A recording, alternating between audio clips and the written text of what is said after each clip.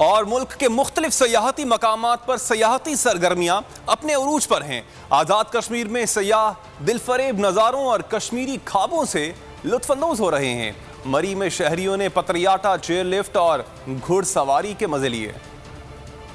हसीन वादियों, बुलंद पहाड़ों और घने जंगलात की सरजमीन आज़ाद कश्मीर जन्नत नसीर वादी में मुल्क भर से आए सयाहों ने डेरे डाल दिए। दिलफरेब नज़ारों को कैमरे में कैद और कश्मीरी ख्वाबों से लुत्फानंदोज हो रहे हैं।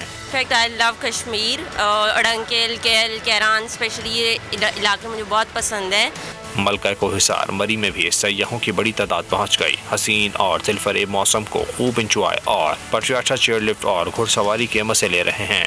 हम बहुत एंजॉय कर रहे हैं। यहाँ के व्यूज़ इतने प्यारे प्यारे हैं और हमें चेयर लिफ्ट पे बहुत ही ज़्यादा मज़ा आया। और एक्चुअली मैं पहली बार चेयर लिफ्ट पे बैठी हूँ और मैं आइंदा दोबारा आने की पूरी कोशिश करूँगी। यहाँ सयाहों की बड़ी तादाद में आमद से शोबे से मुंसलिक अफराद खुश हैं। कहते हैं उम्मीद है लॉकडाउन से होने वाला नुकसान जल्द पूरा हो जाएगा।